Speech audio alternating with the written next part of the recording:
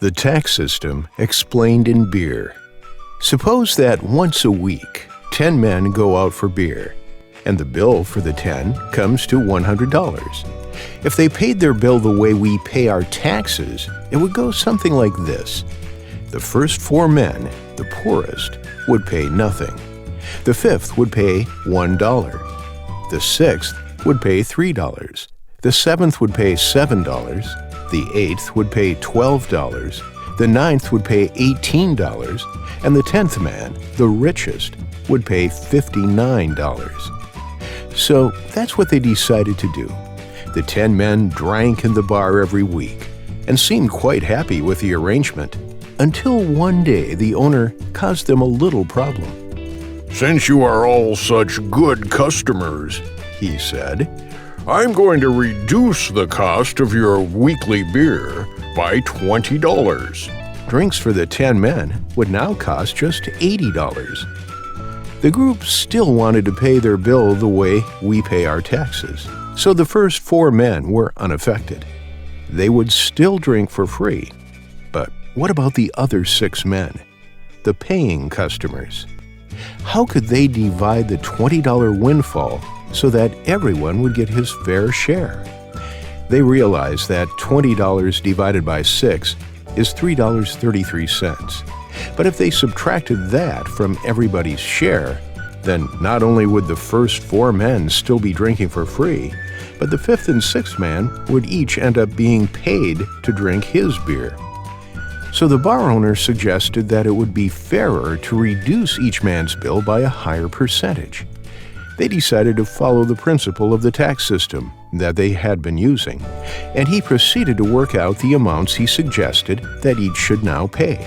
And so, the 5th man, like the first 4, now paid nothing, a 100% saving.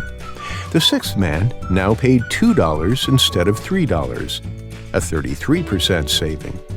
The 7th man now paid $5 instead of $7, a 28% saving. The 8th man now paid $9 instead of $12, a 25% saving. The 9th man now paid $14 instead of $18, a 22% saving.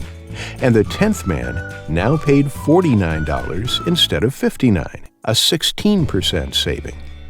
Each of the last 6 was better off than before, with the first 4 continuing to drink for free. But once outside the bar, the men began to compare their savings. "I only got $1 out of the $20 saving," declared the 6th man. He pointed to the 10th man. "But he got $10. "Yes, that's right," exclaimed the 5th man. "I only saved $1 too. It's unfair that he got 10 times more benefit than me." "That's true," shouted the 7th man. "Why should he get $10 back when I only got 2? The wealthy get all the breaks."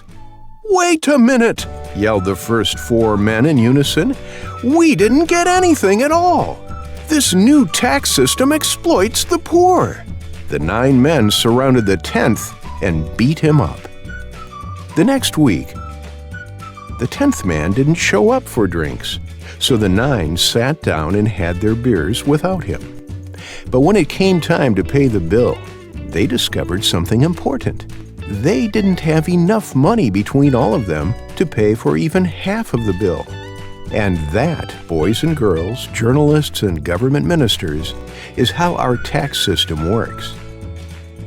The people who already pay the highest taxes will naturally get the most benefit from a tax reduction.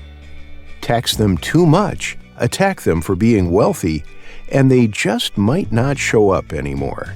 In fact, they might start drinking overseas, where the atmosphere is somewhat friendlier.